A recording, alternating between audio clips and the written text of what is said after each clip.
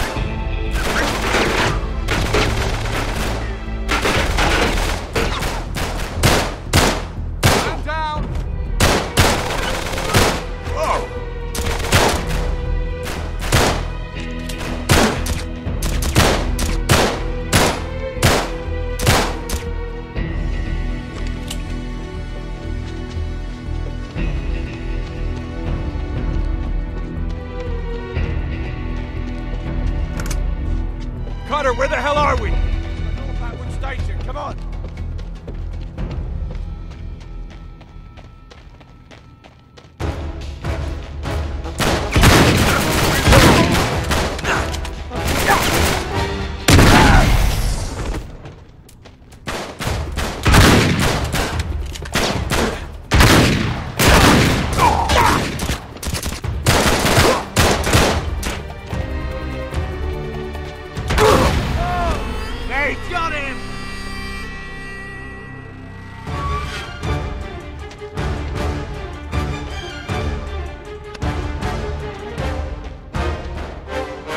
Goodbye, fellas.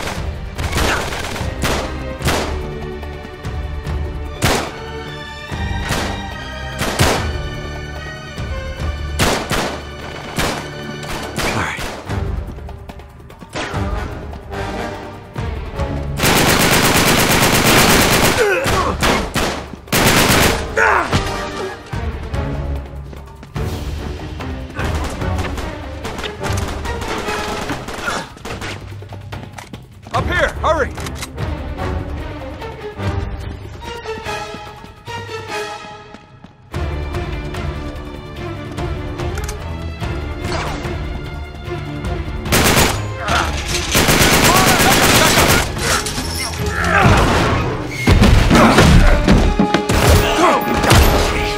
Come on!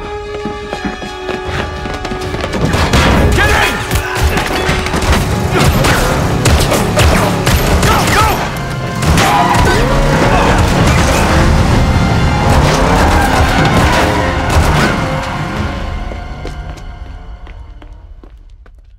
So then the guy says, well, you better tickle mine too, because now I gotta catch the goddamn thing. Cheers. To a job, well done. Yeah. Are you going to join us, darling? Yeah. Well, the map proves it. Drake didn't screw around in the East Indies for 6 months. He sailed straight through and headed to Arabia. Right. But here's where it gets interesting. You see this mark? This is John Dee's signature. Who the hell's John Dee? John Dee, one of Queen Elizabeth's closest advisors. Everybody knows that. Yeah, he was a great mathematician and navigator. Okay, way ahead of his time. He's probably the one who invented that. Seriously into the occult. I mean, like a really creepy dark See, way. he signed all his letters to the Queen with this symbol, meaning he was her eyes. The original 007, you see, look, 007. Not really that relevant. So it was John Dee who sent Drake to Arabia. Yeah, it looks that way. Dee and Elizabeth. And Walsingham. Great, but what for? Well, that's the million-dollar question, isn't it? And this is where T.E. Lawrence comes in. See, before Lawrence became Lawrence of Arabia, Great film. he was an archaeologist. And even when he was just a kid, he was obsessed with history, everything to do with knights and the Crusades. And he traveled all over, documenting every Crusader site he could find. It's all in here. All right, you've lost me completely, kid. What the hell has this got to do with Drake? I'm getting to that. See, after the war, Lawrence said that if he were ever to go back to Arabia, it would be to search for this place he called the Atlantis of the Sands. Now, the legend crops up over and over again under different names. Ubar, Aram of the Pillars, the City of Brass. But the story is always the same. Oh, city of immeasurable wealth, destroyed by God for its arrogance, swallowed forever in the sands of the Rub al Khali Desert. Right here. Well, I like the immeasurable wealth part anyway. And you think this is what Elizabeth and Dee sent Drake after? Oh, yeah. And more importantly, it's what Marlowe is after.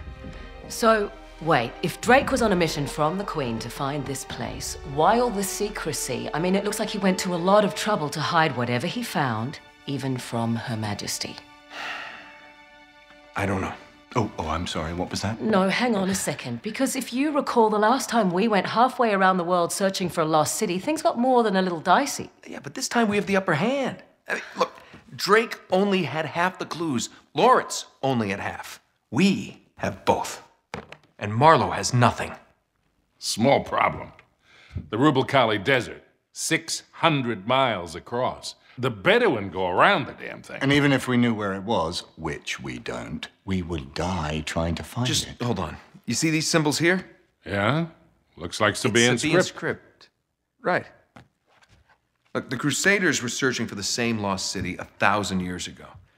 But out of all the sites Lawrence documented, only 2 are marked with these symbols.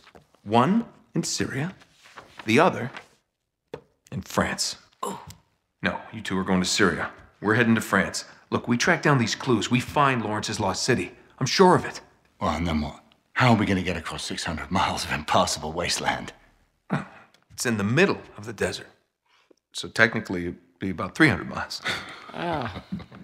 Look, I don't know. We'll figure it out. We burn that bridge when we get to it, eh? Exactly. What do you say?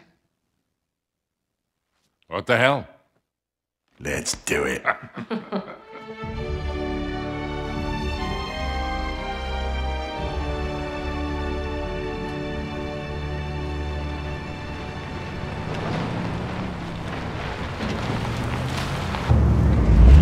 End of the line, I guess.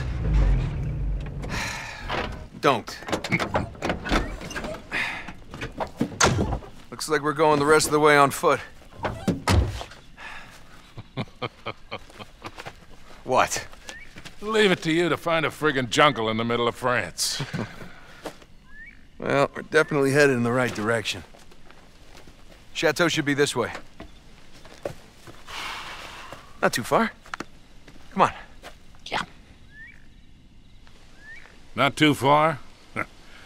With you, I never know if that means a quarter mile or 20. Like that time you got us lost in Peru? Oh, you really want to bring up Peru? You are not still holding that over me. I was 15, Sully. Should have known when I met you that I'd be in prison within a year. You were headed that way all on your own, if you recall. Besides, I got you out, didn't I? Always get you out.